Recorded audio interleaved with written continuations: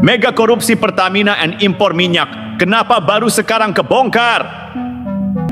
Kasus Pertamina yang baru-baru ini meledak, itu bukan sesuatu yang tiba-tiba, bukan mendadak jatuh dari langit. Ini kasus lama, borok yang sudah bertahun-tahun dibiarkan menganga. Tapi, anehnya, kenapa baru sekarang mulai dibersihkan? Assalamualaikum warahmatullahi wabarakatuh, saudara dimanapun Anda berada. Kali ini Opini Gino mengungkap tentang siapa sebenarnya yang bermain di kasus Pertamina yang mendekati 1.000 triliun ini. Untuk itu saudara, di media ini kita akan bongkar. Dan hal ini tentu saja bukanlah permainan biasa. Mega korupsi ini sudah terbiarkan cukup lama. Bahkan dapat dikatakan sudah berlangsung kurang lebih 30 tahun. Karena itu Indonesia terus dirugikan. Bahkan oknum perompak uang negara ini sengaja memiskinkan Indonesia. Tentu saja kita paham siapa saja mereka. Akan kita ungkap satu persatu. Sehingga ambillah secangkir kopimu agar Anda bisa paham. Dan jangan tinggalkan media ini sebelum berakhir. Anda tak gagal paham. Demikian yang kami paparkan. Mari kita ikuti. Informasi yang dihimpun oleh media ini ada keterlibatan asing. Konyol.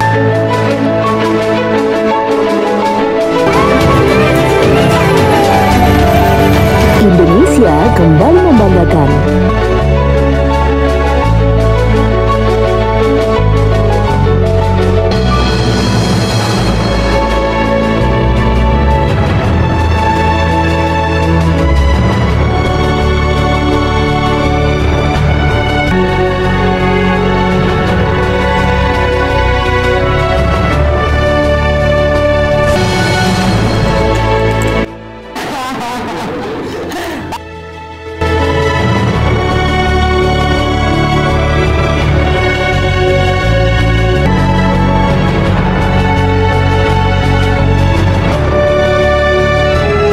Saudara, jangan kaget karena kasus ini sebelumnya sudah pernah diungkap.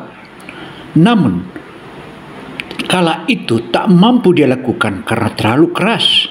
Kali ini ditemukan orangnya. Siapa mereka? Para Presiden Republik Indonesia dan Kejaksaan. Mari kita tarik ke belakang. Presiden Jokowi terang-terangan blak-blakan soal impor minyak. Dia bilang, kenapa kita doyan impor minyak? Kenapa sumur-sumur minyak kita dibiarkan? Kenapa kilang nggak dibangun? Intinya, dia tahu ada yang nggak beres. Dan benar saja, impor minyak kita itu nggak main-main. Kita impor sampai 700 hingga 800 ribu barel per hari. Per hari loh! Ini bukan angka kecil. Ini duit negara yang bocor terus-menerus. Tapi lucunya, kilang minyak nggak dibangun. Udah 30 tahun lebih kita nggak bangun satu kilang pun. Jokowi udah kasih sinyal sejak lama. Dia paham mafia migas ini kuat. Tapi apa yang terjadi?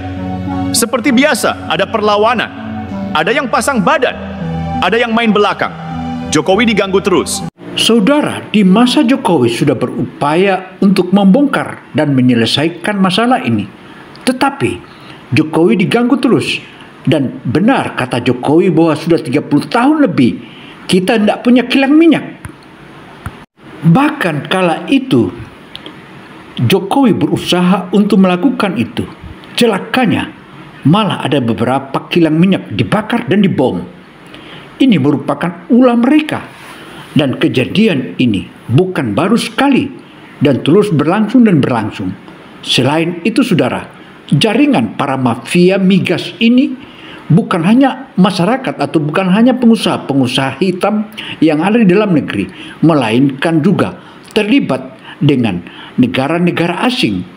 Dan mereka ini memang sengaja untuk memiskinkan Indonesia. Artinya jika Indonesia miskin, tentu saja semua hasil-hasil bumi Indonesia akan mudah dikeruk. Selain itu, begitu kita melakukan perlawanan atau lakukan hal-hal yang untuk menyelesaikan dan menghilangkan korupsi, kita dibantai. Bahkan termasuk baru-baru ini demonya mahasiswa itu adalah bagian dari mereka. Dan ini merupakan sinyal-sinyal yang sudah harus kita pahami.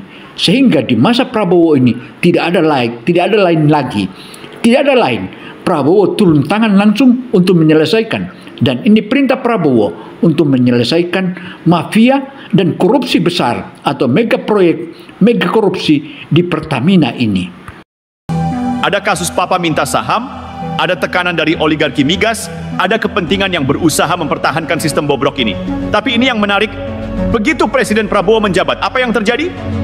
Boom, satu persatu orang dalam Pertamina mulai diangkut. Kejaksaan gercep, para petinggi Pertamina, subholding, bos-bos besar, satu persatu dijaring. Ini bukan main-main, ini sudah sistematis. Dan yang bikin kita makin yakin, jauh sebelum penangkapan-penangkapan ini, Presiden Prabowo sudah kasih kode keras. Bersihkan, kita harus benahi diri sebelum rakyat yang membersihkan kita. Lihat polanya teman-teman, Jokowi kasih sinyal, Prabowo eksekusi. Ini bukan kerja semalam, ini bukan kebetulan, ini keberlanjutan. Tapi ya pasti ada yang nggak suka, ada yang kepanasan, ada yang tiba-tiba merasa jadi pahlawan kesiangan. Menarik, tiba-tiba ada pahlawan kesiangan. Siapakah pahlawan kesiangan itu? Kita akan bongkar juga supaya semua publik tahu bahwa pahlawan kesiangan yang sengaja disetting untuk Ahok maju. Nah, siapa yang setting? Ayo. Oke, kita langsung saja. Ini surat terbuka buat Basuki Tjahajapurnama alias Ahok. Saya dulu pengagum Ahok, menganggap dia contoh pemimpin yang berani, tegas, dan berpihak pada kepentingan publik. Tapi sekarang, maaf, saya justru melihat Ahok sebagai contoh nyata bagaimana seorang politisi bisa berubah haluan demi kepentingan tertentu. Kenapa saya bilang begitu? Karena Ahok sudah tidak lagi konsisten. Dulu, dia terkenal sebagai pemimpin yang berintegritas, yang katanya tidak mau berbohong. Tapi begitu masuk ke pusaran Pilpres 2024, semua berubah. Ahok mundur dari Komisaris Utama Pertamina untuk all-in mendukung Ganjar Pranowo. Tidak ada yang salah dengan berpihak, tapi yang aneh, sejak saat itu narasi Ahok berubah total. Mendadak Ahok seirama dengan Hasto Kristianto dan petinggi PDIP lainnya.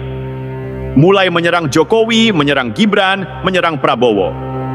Serangannya pun bukan sekadar kritik, tapi sudah mengarah ke fitnah. Katanya Gibran dan Jokowi tidak bisa kerja. Nah, ini yang bikin saya bertanya-tanya, Ahok lupa sejarah? Coba kita cek fakta. Gibran itu sukses membangun Solo. Jokowi pernah jadi wali kota Solo 2 periode, gubernur DKI Jakarta, lalu Presiden RI selama 2 periode. Masa si Ahok yang pernah jadi wakil gubernur Jokowi di Jakarta, tiba-tiba bilang Jokowi nggak bisa kerja?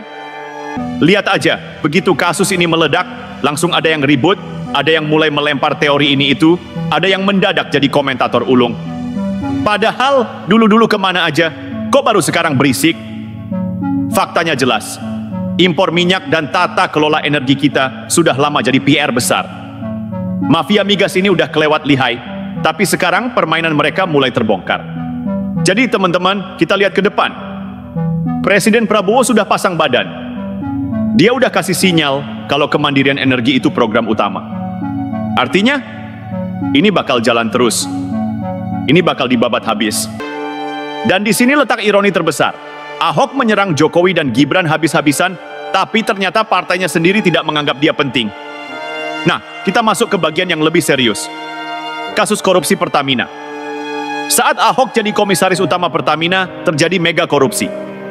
Ketika kasus ini mencuat, apa reaksi Ahok? Dia cuci tangan. Bilangnya, saya kan bukan dirut, saya cuma komut. Tunggu sebentar. Apakah Ahok lupa bahwa sebagai komut, dia punya kewenangan besar? Sesuai. Pasal 106 Undang-Undang Perseroan Terbatas, Dewan Komisaris bisa memberhentikan sementara direksi, termasuk dirut, dengan menyebutkan alasan yang jelas. Artinya, Ahok sebenarnya bisa bertindak, tapi dia tidak melakukannya. Saudara, kejahatannya Ahok ini memang sudah di ambang batas dan kita sudah tahu bahwa Ahok ini adalah sengaja didorong karena supaya dia diberikan janji agar 2029 mendatang bisa jadi calon wapres. Ini merupakan salah satu politisi-politisi busuk, padahal pada kala itu jika memang mereka serius seharusnya seharusnya Ahok didorong untuk menjadi calon gubernur DKI. Tapi kenapa malah ditolak? Kini ada peluang, diberikan lagi peluang kepada Ahok. Namun Ahok bukannya diberi peluang, kini Ahok masuk jebakan. Jebakan ini sulit dia akan keluar dan dipastikan Ahok bisa jadi juga masuk dalam bui. Dan kita semua harus dukung. Karena kalau energi kita masih dikontrol mafia, kalau kita masih tergantung impor, ya selamanya kita bakal dijajah secara ekonomi. Mau sampai kapan? Teman-teman, coba pikir baik-baik. Kenapa sih kita ini selalu jadi negara yang doyan impor, padahal kita punya sumber daya sendiri? Minyak ada, gas ada, tapi kok yang diuntungkan malah negara lain? Jawabannya jelas, ada yang menikmati. Bayangin, setiap hari kita impor 700 hingga 800 ribu barel minyak. Itu artinya duit triliunan rupiah keluar dari negeri ini. Lari ke siapa? Ya, ke negara-negara pengekspor minyak. Dan di dalam negeri ada yang dapat komisi, ada yang dapat jatah, ada yang dapat bagian dari bisnis impor ini. Saudara, jatah-menjatah inilah sehingga Ahok diberi jatah untuk menjadi capres atau cawapres di 2029, sehingga Ahok nekat. Padahal peluang itu salah. Itulah sebabnya mereka nggak mau kilang kita dibangun. Itulah sebabnya sumur minyak kita dibiarkan. Saudara, bukan hanya dibiarkan, malah Ahok itu diperintahkan oleh Jokowi untuk menyelesaikan proyek-proyek yang mangkrak itu, terutama pembuatan kilang. Tetapi apa yang dilakukan Ahok malah turut merusak Pertamina. Karena kalau kita mandiri, kalau kita bisa produksi sendiri, kalau kita bisa olah sendiri, ya duitnya nggak mengalir ke kantong mereka lagi. Jokowi dulu sudah gerah sama ini. Berkali-kali dia ngomong, bangun kilang, tingkatkan lifting minyak, kurangi impor. Tapi apa yang terjadi? 30 tahun lebih kita nggak bangun satu kilang pun. Kenapa? Karena ada mafia yang lebih suka kita terus impor. Kenapa? Karena ada yang menikmati sistem ini. Tapi teman-teman, sekarang momentum berubah. Presiden Prabowo nggak basa-basi. Begitu dia duduk, langsung dia sikat. Makanya, lihat kejaksaan sekarang. Baru 3 bulan Prabowo menjabat, para bos Pertamina satu persatu ditangkap. Dan ini menarik, Prabowo bilang, bersihkan. Kita harus benahi diri sebelum rakyat yang membersihkan kita. Ini bukan sekadar omongan, ini peringatan keras. Artinya, kalau aparat, kalau pejabat, kalau orang-orang dalam sistem ini nggak mau bersih-bersih, maka rakyat yang akan turun tangan. Dan kalau rakyat yang turun tangan, ya udah, selesai. Makanya kita lihat sekarang, begitu kasus ini diungkap, ada yang mulai panik. Ada yang tiba-tiba muncul di media, seolah-olah jadi pahlawan kesiangan. Ada yang sibuk berkomentar ini itu, padahal dulu waktu sistem ini bobrok, mereka diam aja. Lalu pertanyaannya sekarang, siapa lagi yang bakal terseret? Siapa lagi yang bakal kebongkar? Karena ini baru permulaan. Dan kalau Presiden Prabowo sudah kasih sinyal begini, artinya permainan mafia migas di Indonesia sebentar lagi tamat. Teman-teman, ini belum selesai. Ini baru permulaan. Saudara dan teman-teman sekalian, ini permainan baru permulaan. Akan ada lagi yang lebih besar dari ini. Karena itu saudara, tonton terus sampai berakhir. Karena ini makin seru. Kalau kalian perhatikan, setiap ada gebrakan besar buat bersihin sistem, pasti ada yang mulai kelabakan. Ada yang tiba-tiba ngomong di media, ada yang mendadak jadi pahlawan, ada yang sibuk nyari alasan. Kenapa? Karena mereka tahu giliran mereka sebentar lagi tiba. Dan jangan salah, ini bukan cuma soal Pertamina. Ini soal jaringan besar yang udah puluhan tahun nyaman dengan bisnis impor minyak. Bisnis yang bikin mereka kaya raya, sementara rakyat disuruh bayar BBM mahal. Dulu, waktu Jokowi mulai bongkar-bongkar, banyak yang ganggu. Ada kasus papa minta saham, ada yang main belakang, ada yang bisik-bisik ke luar negeri supaya Indonesia tetap jadi budak impor. Tapi Jokowi tetap jalan. Sekarang, estafetnya diteruskan Prabowo. Dan Prabowo nggak main-main. Begitu dia duduk sebagai presiden, langsung dia kasih sinyal. Bersihkan sebelum rakyat yang membersihkan. Makanya lihat kejaksaan sekarang. Baru hitungan bulan sudah pada ditangkap. pejabat, bos-bos, orang-orang dalam, semuanya mulai kena. Saudara, ada juga sinyal mau mengganggu penyidik kejaksaan. Hei, jangan lupa kejaksaan dijaga oleh Kopassus. Dan berani mendekat dan ganggu mereka, Kopassus akan habisi kalian. Dan ini perang melawan koruptor. Dan ini menarik. Sebenarnya ini semua bukan cuma soal minyak. Ini soal kemandirian Indonesia. Kita ini negara besar, negara kaya. Tapi kenapa kita masih bergantung sama impor? Kenapa kita masih harus beli minyak dari luar, padahal kita punya sendiri?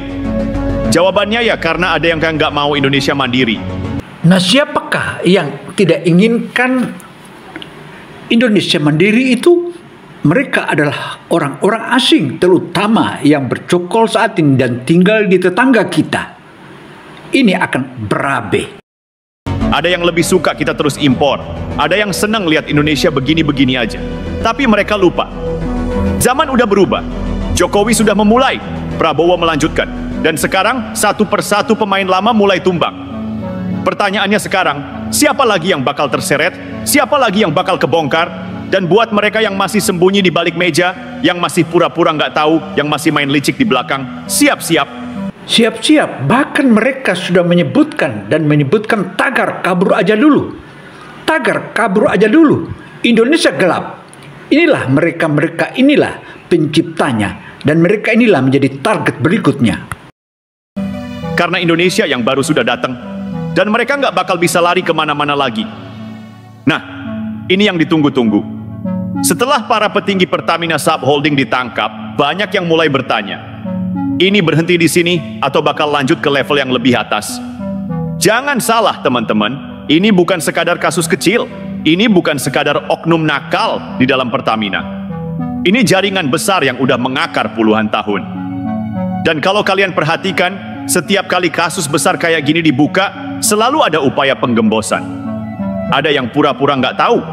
Ada yang tiba-tiba sibuk alihkan isu. Seperti belum lama ini, anggota DPR malah merendahkan prajurit kita bahwa Indonesia tidak bisa mampu, tidak siap perang. Kita punya alutsista di bawah standar, lebih hebat Singapura, begitu katanya. Ada yang mendadak pasang wajah suci, tapi nggak bisa lagi. Game over, Prabowo sudah kasih lampu hijau. Kejaksaan sudah tancap gas. Dan sekarang siap-siap aja bakal ada kejutan berikutnya. Gini ya, kita bicara fakta dulu. Indonesia itu punya cadangan minyak. Kita punya sumur minyak di mana-mana. Tapi anehnya, kita malah impor gede-gedean. Kenapa? Karena ada yang mau untung dari situ. Ada mafia yang sengaja bikin produksi dalam negeri stagnan, supaya kita terus beli minyak dari luar. Dan ini bukan cuma soal duit, ini soal ketergantungan. Bayangin kalau harga minyak dunia naik gila-gilaan. Artinya jika harga minyak naik gila-gilaan, maka kelompok mafia ini dan mafia-mafia yang bercokol ini itu akan mendapatkan keuntungan besar. Tetapi kali ini mereka tak bisa kabur lagi dan kita habisi. Bayangin kalau negara pemasok tiba-tiba stop jual ke kita. Apa yang terjadi? Negara kita bakal kena krisis. Nah, inilah yang selama ini terjadi. Mereka sengaja bikin kita bergantung sama impor, supaya kita selalu ada dalam posisi lemah.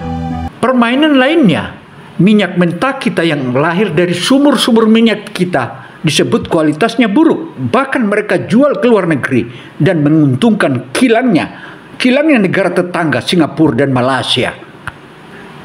Supaya mereka bisa terus dapat komisi besar, sementara rakyat disuruh bayar mahal. Tapi sekarang waktunya selesai. Jokowi sudah buka jalannya. Prabowo tinggal hajar sampai akar-akarnya. Dan kalau perlu, kasih hukuman seberat-beratnya. Saudara, hukuman untuk mereka yang saat ini akan ditangkap itu adalah hukuman mati. Regu tembak sudah disiapkan dan hukuman mati itu sudah pasti. Dan ini merupakan pembelajaran buat bangsa Indonesia. Saudara, jika kita melihat Cina, kenapa Cina begitu maju? Apakah saudara semua tahu? Di Cina itu ada lebih 2 juta orang yang dihukum mati. Lebih 2 juta orang yang dihukum mati. Baru akhirnya orang Cina semua tidak ada lagi yang berani nakal. Biar kapok. Biar nggak ada lagi yang main belakang. Biar negara ini beneran bisa berdiri di atas kaki sendiri. Kita nggak bisa diam aja. Kita harus kawal terus kasus ini. Jangan sampai ada yang tiba-tiba lolos, jangan sampai ada yang tiba-tiba dilupakan. Siapapun yang terlibat harus dihukum. Dan kalau ada yang masih coba-coba main belakang, jangan kasih ampun. Karena Indonesia bukan lagi negara yang bisa dipermainkan. Sekarang pertanyaannya tinggal satu. Siapa yang bakal kena berikutnya? Karena begini teman-teman, kalau kita bicara mafia migas, kita nggak bisa cuma nangkap eksekutif-eksekutif Pertamina doang. Harus lebih dari itu. Kita bicara jaringan, kita bicara kong kali kong antar pejabat. Kita bicara kartel yang sudah menguasai hulu hilir energi di negeri ini. Dan jangan lupa, mereka ini bukan orang sembarangan. Mereka punya kaki di mana-mana.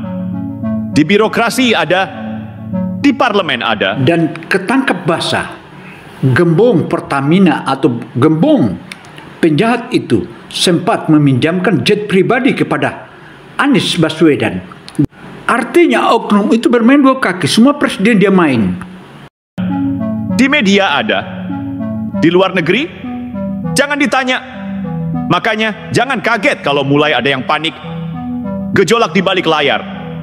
Lihat aja sejak kasus ini meledak, ada beberapa tanda-tanda menarik. Mendadak ada kampanye negatif terhadap Prabowo.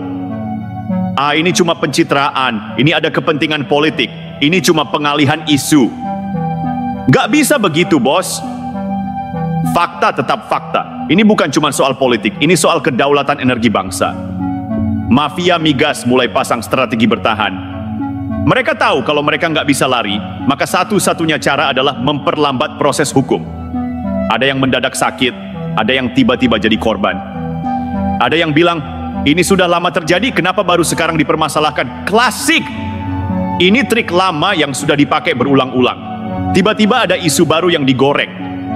Coba perhatiin, setiap kali ada kasus besar yang menyangkut uang rakyat, pasti ada isu lain yang tiba-tiba digoreng. Kadang soal politik identitas, kadang soal agama, kadang soal urusan pribadi pejabat. Biar apa? Biar perhatian rakyat teralihkan. Tapi sekarang rakyat sudah cerdas.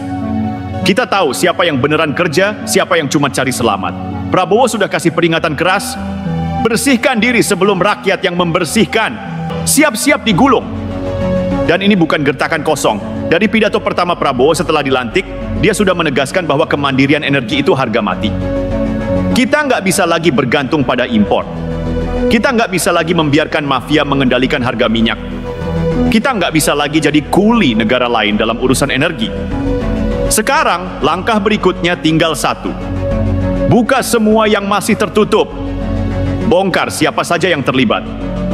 Tidak peduli jabatannya apa. Tidak peduli siapa backingnya. Tidak peduli sudah berapa lama dia main belakang. Tangkap semua. Rakyat sudah muak dengan drama-drama mereka. Sekarang waktunya bersih-bersih. Jangan main-main. Ini peringatan terakhir. Presiden Prabowo tidak akan memberi ampun kepada siapapun yang mencoba mempermainkan kedaulatan energi bangsa. Mafia migas harus diberangus sampai ke akar-akarnya. Jangan kira ini bakal mudah. KPK sudah mengakui bahwa penyidikan kasus korupsi perdagangan minyak mentah di Pertamina Energy Services PT Ltd, PS, masih berlanjut. Apa kendalanya? Bukti banyak di luar negeri. Susah dilacak, banyak uang yang diparkir di surga pajak. Tersangka utama pura-pura sakit. Klasik. Sudah berapa kali kita dengar cerita ini? Tapi tenang, Prabowo bukan tipe pemimpin yang gampang dikibuli. Semua yang terlibat akan dipaksa bertanggung jawab. Tanpa operasi besar-besaran, ini bakal terulang lagi. Kenapa? Karena mafia migas itu seperti kanker. Kalau cuma dibersihin setengah-setengah, dia akan tumbuh lagi. Dulu Petral dibubarkan, tapi tidak dituntaskan. Apa yang terjadi? Mafia migas balik lagi dengan modus baru. Jadi solusinya, hantam mereka dari segala sisi. Audit total semua rantai pasok migas. Bongkar seluruh permainan impor minyak. Hukum berat semua pelaku, tidak ada kompromi. Modus korupsi terorganisir. Jangan kira ini kejahatan biasa. Mafia migas itu mainnya halus tapi brutal. Caranya, mereka buat produksi minyak dalam negeri turun. Biar kelihatan kita butuh impor. Padahal sengaja dipersulit. Mereka kendalikan impor minyak. Yang menang tender sudah diatur, harga dinaikkan gila-gilaan. Hasilnya, duit rakyat dikuras. BBM mahal, keuntungan masuk kantong mereka. Negara buntung, rakyat menderita. Mereka pikir skema ini bisa terus berjalan? Salah besar. Sekarang tindakan nyata sudah dimulai. Kejaksaan Agung sudah menetapkan 9 tersangka dalam kasus pengoplosan BBM. Bahkan, Direktur Utama PT Pertamina Patraniaga Rifa Siahaan sudah jadi tersangka. Apa artinya? Tidak ada yang kebal hukum.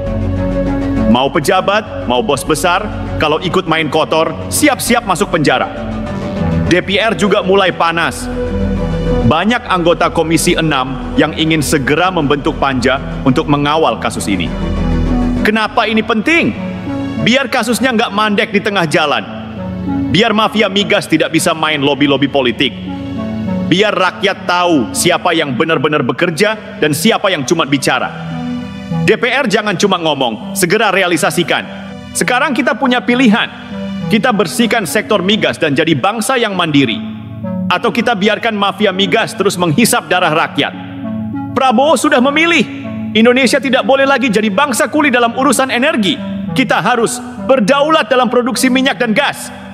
Menghilangkan ketergantungan impor, membabat habis mafia migas yang merampok uang rakyat. Bagi kalian yang masih mencoba bermain di sektor migas dengan cara kotor, ingat baik-baik. Tidak ada tempat bagi kalian di Indonesia yang baru ini. Tidak ada lagi kompromi atau perlindungan politik. Rakyat mendukung penuh upaya pemerintah dalam bersih-bersih sektor migas. Mau berubah atau tersingkir? Pilih sekarang. Saudara, para penjahat ini yang menghisap darah rakyat ini sudah saatnya kita bantai. Hukuman mati menanti mereka. Dan regu tembak sekarang sudah mulai berlatih. Demikian pula sniper-sniper untuk menghabisi para bajingan-bajingan koruptor itu. Tentu saja negara kita bangkit. Di era Prabowo ini jangan main-main. Dia bukan hanya Kopassus biasa, tapi Kopassusnya Kopassus. Artinya Anda bermain-main di masa Prabowo ini, termasuk antek-antekmu di pihak asing juga akan digulung. Dengan bergabungnya Indonesia dengan BRICS, maka semakin kuat para penjahat dalam negeri maupun luar negeri akan dihabisi. Inilah saatnya Indonesia bangkit. Maju terus bangsaku, majulah bangsaku. Karena bangsaku akan terus maju tanpa tandang aling-aling. Semua koruptor akan dihukum mati. Tidak ada kata lain. Mereka semua harus dihukum mati agar ada efek jera bagi bangsa ini. Bahwa bangsa ini harus maju. Tanpa mereka, tanpa Singapura, tanpa Malaysia, Indonesia akan maju terus. Karena Indonesia pun akan maju berdiri di kaki sendiri. Kemandirian energi itulah tujuan Presiden Prabowo Subianto. Maju terus bangsaku. Demikianlah hasil penelusuran opini Gino Television Indonesia. Saya Gino Samsudin Mirsad melaporkan. Semoga Allah melindungi para pejuang untuk majunya Indonesia ini. Wassalamualaikum warahmatullahi wabarakatuh. Konyol.